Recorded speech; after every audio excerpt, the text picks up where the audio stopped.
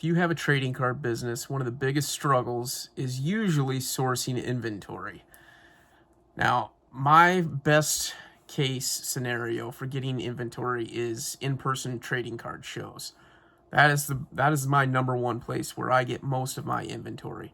But when things are drying up and I don't buy a whole lot at a show, I always look in other places to try to find deals. And you got to start thinking outside of the box when you're looking for trading cards to resell. Ideally, you want to buy large lots, something that somebody's trying to offload and just get out of it without doing all the work, and you can take on that work and pick through it and find the stuff that will sell for a premium, use that for a card show, and then list the rest of it on eBay. Or if you're just strictly doing eBay, then just listing it all on eBay. So finding lots like that is pretty simple. You just look on Facebook Marketplace, start getting into Facebook groups and other places like that. You could put out an ad on Facebook saying I'm buying cards. That's a good way to do things too. Something I personally have not done but have considered is putting an ad in the paper when you're looking for like vintage lots. You could put an ad in the paper saying that you're buying lots and large collections. A lot of people don't know that there is value there, and some of the older folks that have some of the vintage stuff don't really even look on Facebook for anything like that. So they're going to be the ones that you're going to aim at to try to buy their collections if you're going into the newspaper or something like that and taking out a classified ad. I haven't done that yet, but I intend on doing that once I start going full time into this, and it's coming close. One thing I really like doing to source new inventory when I'm struggling is hop onto auction sites that are outside of eBay and try to snipe some auctions. So I'm talking like the big ones like Fanatics and other ones like that. That is where most people will go. But I'm also talking about your off-brand, nobody really knows about auction houses. Just search auction houses around you. Search trading card auction houses, local auction houses. Most of them have websites where they list everything that they have for sale. And they might not just be selling trading cards, they might be selling other things as well. Most likely they are. But if you're paying attention, you can find deals on those sites.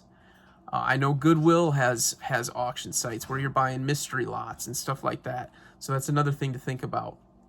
But there are smaller sports card auction houses and Pokemon auction houses that are off the beaten path that you just got to do a little bit of homework, and you can find them and you can find deals on them as well. So what I like to do is I like to put stink bids in. So what I do is I know my margins and where I have to be. So I will look up prices on most things, and I will shoot out I will shoot out bids of 65% of the most recent comps. That's well below what I typically pay like in person. I'll pay 75, 80, 85, 90% depending on what the cards are. But when I'm doing these auction houses, I'm trying to steal the auctions. I'm trying to snipe the auctions. So, because by the time you have the fees and everything else, it typically moves up closer to that 70, 75% of recent comps. So like I'll go to Fanatics and I will actually put 65% comp bids in there. Now, one thing that is a struggle is that actually creates a new comp that goes onto Card Ladder or any of your other tracking like Market Movers or anything like that. So that does create a new comp. So really, if you're buying stuff like that, you're trying to buy stuff that is liquid, that has sales multiple times on a daily basis.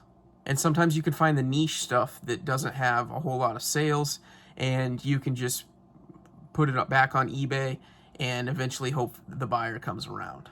I know a lot of people have a lot of luck with Whatnot sales. They go on Whatnot and try to buy some inventory off of Whatnot.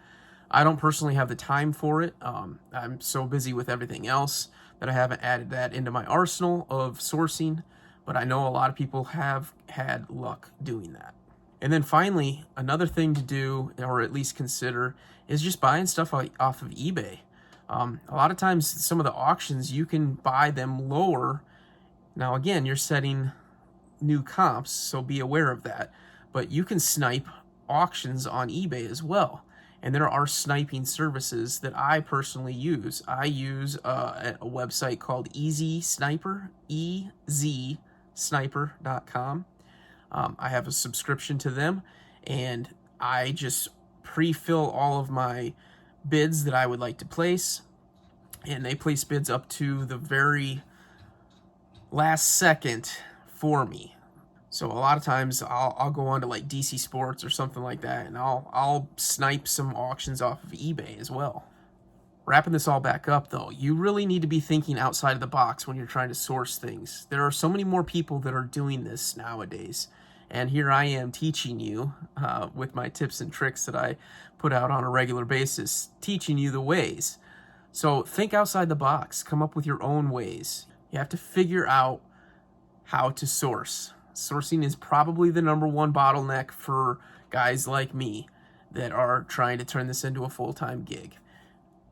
Constantly finding liquid cards that sell on a regular basis is a difficult task, especially in a market like this. Everything is super hot right now, so everyone's out there looking for a deal, and you need to be looking where others are not.